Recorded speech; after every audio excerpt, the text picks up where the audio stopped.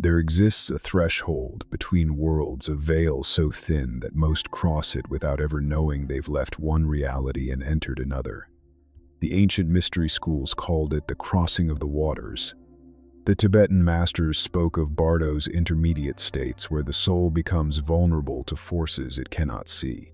And in our modern age, millions traverse this threshold daily through a screen, believing themselves unchanged. But they are wrong. What if I told you that the sages of antiquity, the mystery keepers of Egypt, the yogis deep in Himalayan caves, and the Gnostic practitioners of the hidden traditions all understood something about sexual energy that has been systematically erased from our collective memory? What if the very act that modern culture treats as trivial entertainment was considered by every authentic spiritual tradition to be one of the most dangerous forms of ritual magic, a practice that could fracture the soul, sever your connection to the divine, and bind you to entities that feast on human consciousness? This is not about morality. This is not a sermon. This is about metaphysics, the hidden architecture of reality that operates whether you believe in it or not. In this revelation, we will journey into the forbidden knowledge that esoteric traditions protected for millennia. We'll explore what happens to your energy body during these moments, why ancient texts warned of specific spiritual parasites attracted to this act, and the little-known techniques the initiates used to reclaim their power when they had fallen into this trap. The truth has always been hidden in plain sight. The question is, are you ready to see it? In the temple libraries of ancient Egypt, hidden within the sacred mysteries of Isis and Osiris, there existed a teaching known only to the initiated, the doctrine of vital essence.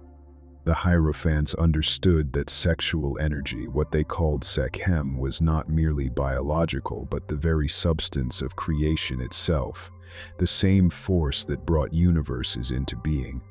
To waste this essence frivolously was considered an act of cosmic negligence, a squandering of divine power.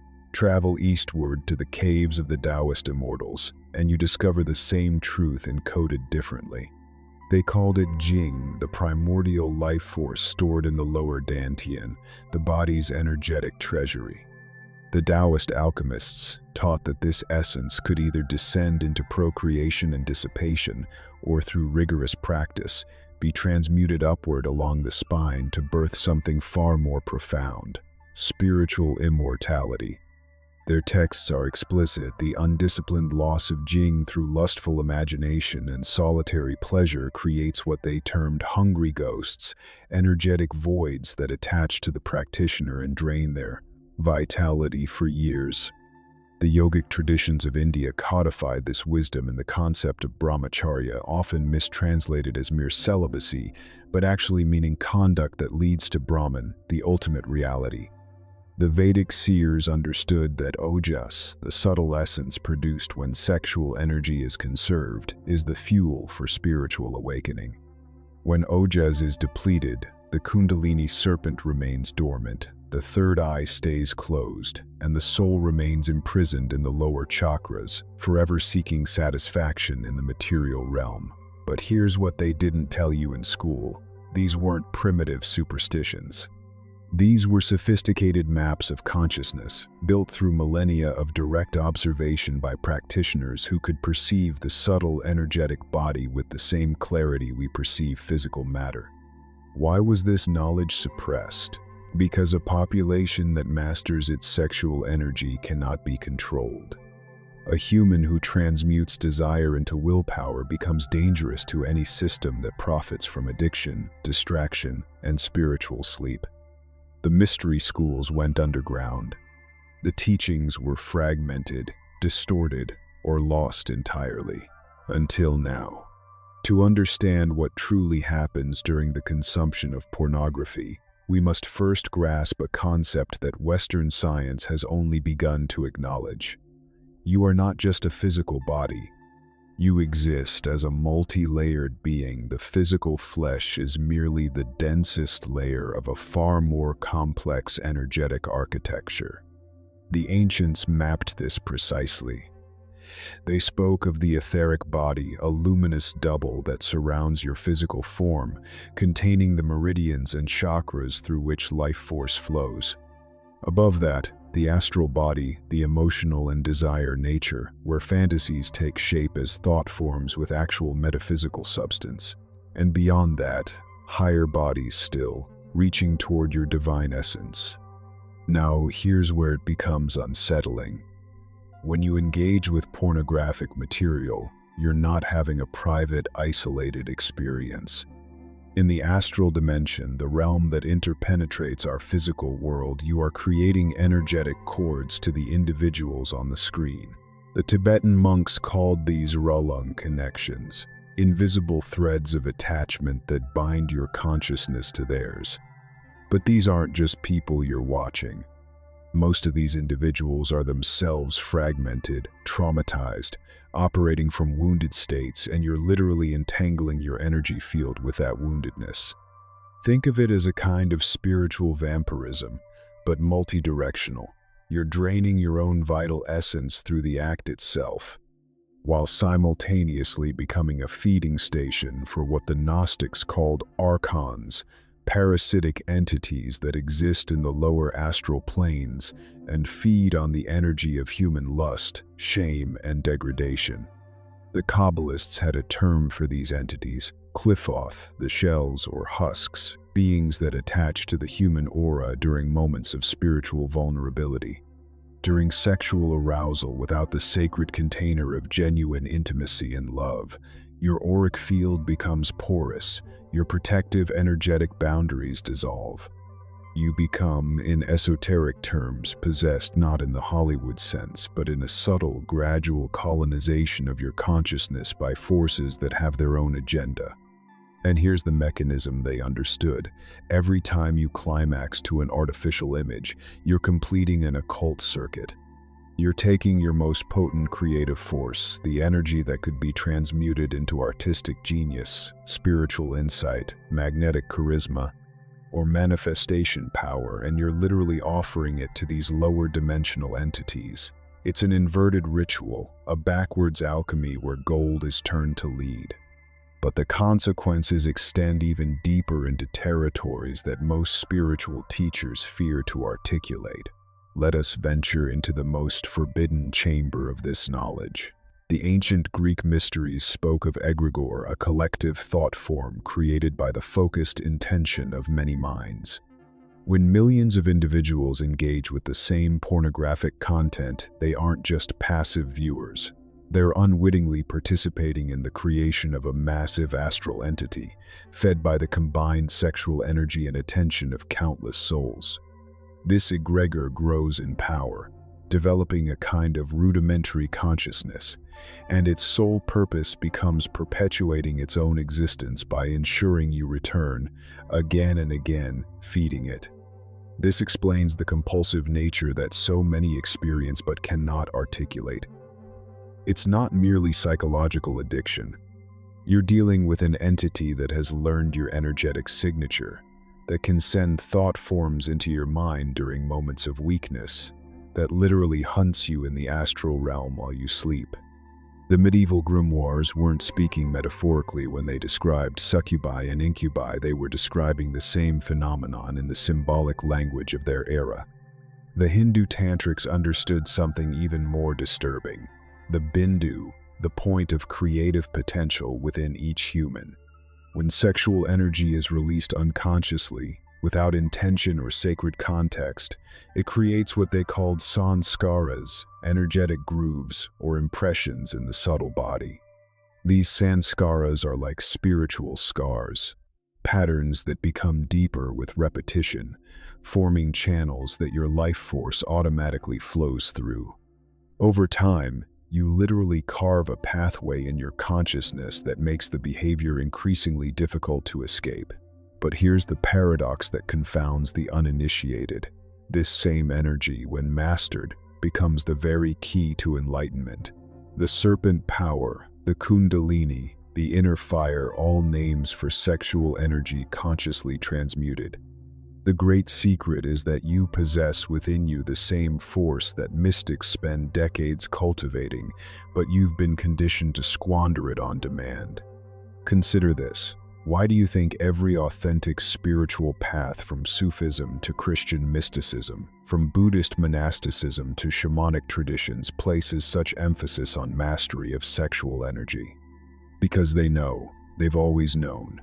This energy is the philosopher's stone, the elixir of immortality spoken of in alchemical texts. It's not symbolic. It's literal. When conserved and circulated through specific practices, it transforms your neurobiology, activates dormant brain regions, and opens perceptual capacities that allow you to access higher dimensions of reality. The tragedy is not that you've fallen into this pattern. The tragedy is that you've been robbed of the knowledge that you're walking around with a nuclear reactor in your energetic core, and you've been convinced to use it to power a flashlight. Knowledge without application remains imprisoned in the realm of theory. The ancient adepts understood this. Their teachings were always designed for practice, for embodied transformation. So let us now traverse from understanding into action, from theory into the alchemy of reclamation. The first practice, severance of cords. Before you can rebuild, you must dismantle the existing architecture of attachment. Each night before sleep, perform this ritual that draws from Taoist and shamanic traditions. Sit in darkness, spine straight, and visualize roots growing from the base of your spine deep into the earth. Now, bring to awareness every pornographic image, every screen, every moment of engagement, not to relive them, but to see the etheric cords extending from your solar plexus and sacral chakra toward these memories. In your mind's eye, take a blade of violet flame and methodically cut each cord, watching it dissolve. Speak aloud. I reclaim my essence. I sever all contracts made in unconsciousness. Do this for 21 consecutive nights, the time it takes to establish a new energetic pattern. The second practice, transmutation through breath. The yogis gave us Uddiyana Bandha and the Taoists gave us microcosmic orbit. Both are pathways to redirect sexual energy upward rather than outward. When you feel the urge arising, instead of suppressing or indulging, sit immediately and practice this. Inhale deeply, drawing breath and attention to the perineum. As you hold the breath, contract the pelvic floor muscles and visualize a golden light rising from the base of your spine, traveling up each vertebra, flowing into your brain. Exhale slowly through the nose. Repeat 9 times. You're literally taking the energy that was about to dissipate and feeding it to your higher centers, the pineal gland, the prefrontal cortex, the crown chakra. The third practice, filling the void. Nature abhors a vacuum. If you remove a pattern without replacing it, the old pattern will simply return. The Christian mystics called this the demon returning with 7 others. Your task is to consciously redirect your creative sexual energy toward a worthy vessel. Artistic creation, physical training, learning a skill, building something tangible. The Kabbalists practiced Yeshud unification with the divine through focused intention. Choose one practice: writing, painting, martial arts, music, and commit to it with the same intensity you once brought to your addiction. This isn't distraction, this is transmutation. The fourth practice, invocation of protection. You cannot fight astral entities with willpower alone, you need allies. Before sleep, invoke protection from your highest conception of the divine. Whether you call it God, the universe, your higher self, or specific spiritual guides matters less than the sincerity of your call. Speak, I place a seal of white light around my consciousness. No entity may enter my field without my conscious permission. I am sovereign over my energy body. Visualize yourself surrounded by an impenetrable sphere of light. The entities that fed on you can only access those who remain unconscious of their presence. The path is not about perfection, it's about direction. You will stumble. The grooves are deep, but each time you choose differently, you weaken the old pattern and strengthen the new. The masters teach that it takes 40 days of consistent practice to break a serious energetic attachment and 90 days to establish true mastery. Mark your calendar. Commit to the crucible. Your soul is waiting for you to remember what you truly are. We have journeyed together through territories that most will never dare to explore, not because the knowledge isn't available, but because confronting it requires a level of honesty that our culture systematically discourages. You now possess what the Hierophants guarded, what the yogis whispered only to devoted disciples, what the alchemists encoded in symbol and metaphor to protect from those unprepared to wield it. But knowledge alone changes nothing. The grimoires collect dust, the sacred texts remain unread, the practices are abandoned after the initial enthusiasm fades. This is where most seekers fail, not from lack of understanding, but from lack of sustained will. Here is the final truth they won't tell you. Your sexual energy is the barometer of your spiritual evolution. Show me how a person relates to this force, and I will show you the ceiling of their consciousness. The masters who achieved legendary states, the saints who levitated, the yogis who manifested cities, the shamans who traversed worlds, they all understood this singular principle. They became alchemists of their own essence. You stand now at a threshold. Behind you lies the comfortable sleep of unconsciousness, the path of least resistance, the slow draining of your divine potential into the feeding troughs of entities you cannot see. Before you lies the razor's edge, the path of transmutation, of reclamation, of remembering that you are not merely flesh animated by chemical reactions, but an immortal consciousness inhabiting a temporary temple. The Archons, the Egregors, the parasitic thought forms, they have no power over a sovereign soul. They can only feed on those who offer themselves unknowingly to the altar of compulsion. So I leave you with this question, and let it echo in the chambers of your awareness long after this video ends. What will you build with the energy you've been giving away? The ancients are watching, your higher self is waiting, and the universe bends toward those brave enough to reclaim their power. The choice, as always, has only ever been yours.